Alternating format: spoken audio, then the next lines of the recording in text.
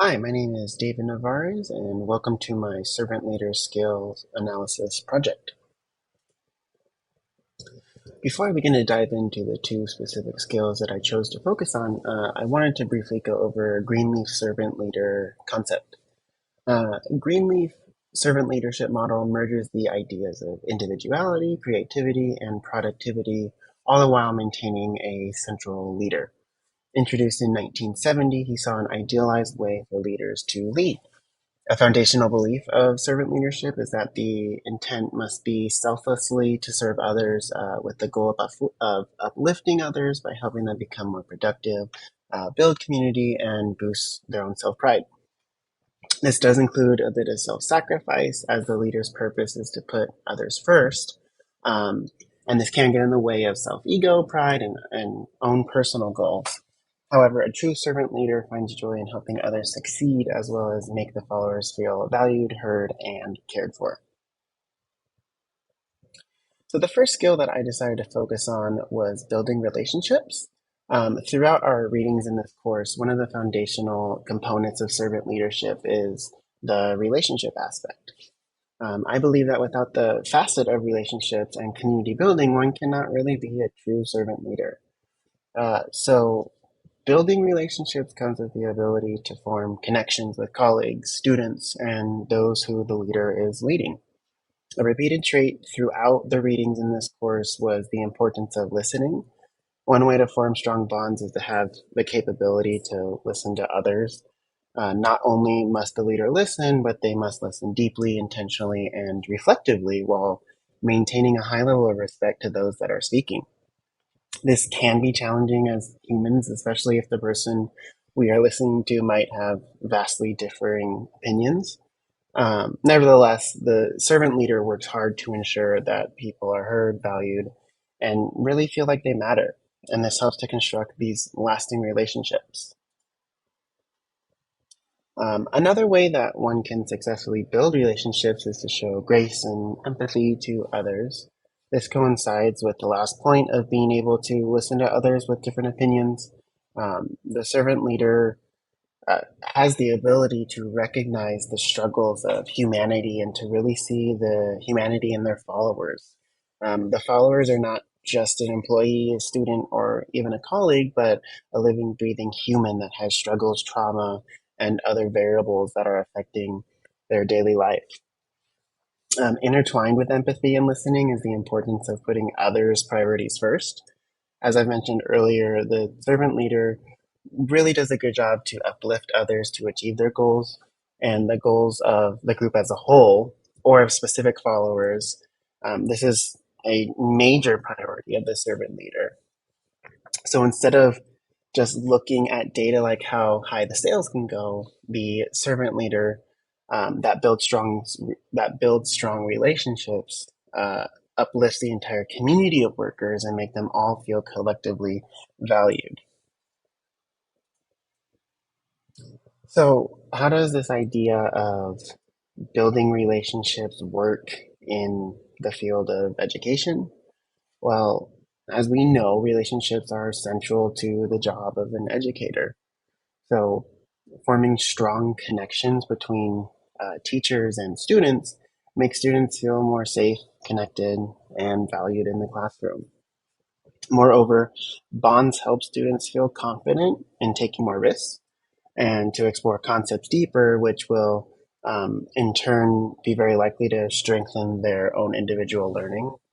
And so, to give a deeper insight into why relationships are important to education, I really wanted to mention that our brains are hardwired to consistently analyze outside stimuli, and so our brains only have the capacity to hold on to so much information at a time, but it does prioritize strong emotional information first.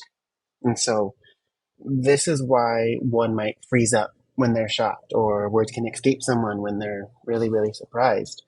And the only reason that I bring this up is because if a student does not feel like they are in a safe environment, their brain is being overloaded with anxiety or possibly other emotions. And so this ability to learn in the classroom is inhibited.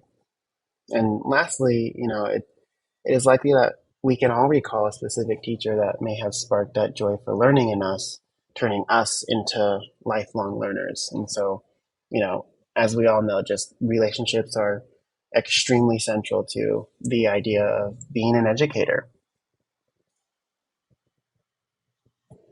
The next trait that I focused on for this project is the servant leader's ability to empower others. Much like forming strong personal relationships with others, empowering others helps the entire group perform at their highest potential.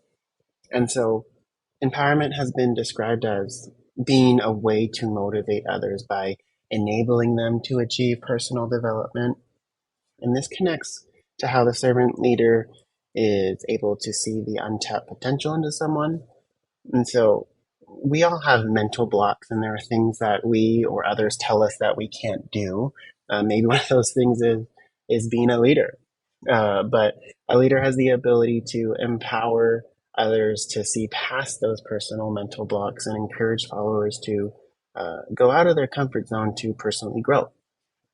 This can be achieved by various different ways. One of the ways that it can be achieved is by mentorship and support, but this comes at a cost of having to separate one's personalized view of success. And so, what I mean by that is that the servant leader is attuning the idea of success towards the person that they are leading.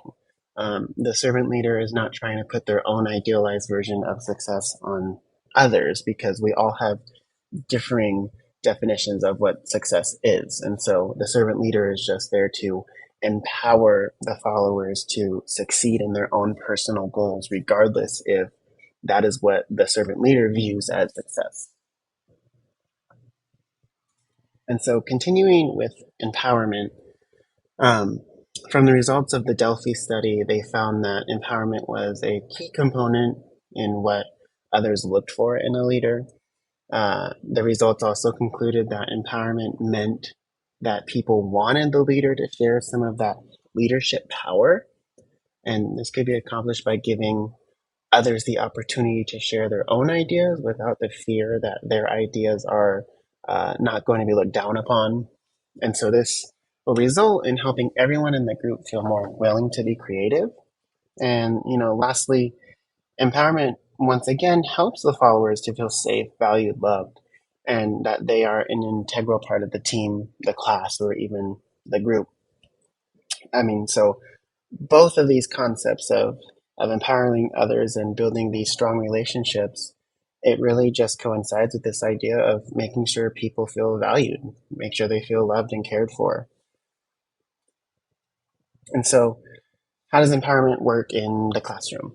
Well, there are so many different ways that we can empower students in our own classroom. For one, we need to give students the opportunity to voice feedback. Obviously, we need to guide them in how to do that respectfully, but it's important that the students feel that if they gave an opinion about something, that their voice will be heard. So, as educators, we are only one voice in the room of potentially 30 plus students. So, their thoughts and their opinions are really invaluable. Another way to empower students is to give them some say in the day-to-day schedule. There's those days where, based on how the students are feeling, some lessons just probably won't go over so well. Another easy way is to let them choose when you do a certain subject. So instead of always doing math in the morning, maybe they want to do ELA or social studies in the morning. This simple change can really empower students and make them feel like they're a part of this group. It's their classroom. It's not just your classroom. It's all of our classroom. Um, and so, furthermore, it's important to actively participate with the students in activities. How I kind of view this is, if you're giving them an assignment that you wouldn't be willing to do yourself, then they probably aren't going to be the happiest students. We empower students by showing them that we can do the work with them as well. And another way is to involve students on important topics and discussions. Regardless of their age level, the students want to be taken seriously. These topics don't need to be massive decisions, but it's important to remember that the students are all human. And regardless of how silly they may be sometimes, they all have the capability to take things seriously and respectfully. And lastly, a great way to empower students is to give recognition when they achieve higher scores. So the score doesn't need to be 100%, but if a student typically scores a 70% and then they score an 80%, that definitely calls for some praise and recognition. It's up to us to champion the students daily so they can really reach their full potential. So to conclude my analysis out, I wanted to reiterate that the servant leader is really a driving force in meeting the needs of the followers. An effective servant leader utilizes the power of building strong relationships by connecting with others, by showing grace and empathy, and putting others' needs first. Also, the servant leader has the skill in empowering others. Some easy ways to empower others is to give opportunities and responsibilities, as well as make sure that their voices and ideas are heard and taken into consideration. So, as educators, we are in a unique position to have the opportunity to meet the needs of our students daily on an academic and social emotional level. And by listening to our students and empowering them to be their best, teachers can be a prime example of what a servant leader should look like. So thank you all for listening to my presentation. I look forward to watching other presentations and seeing the great insights that you all bring to this topic. Thank you.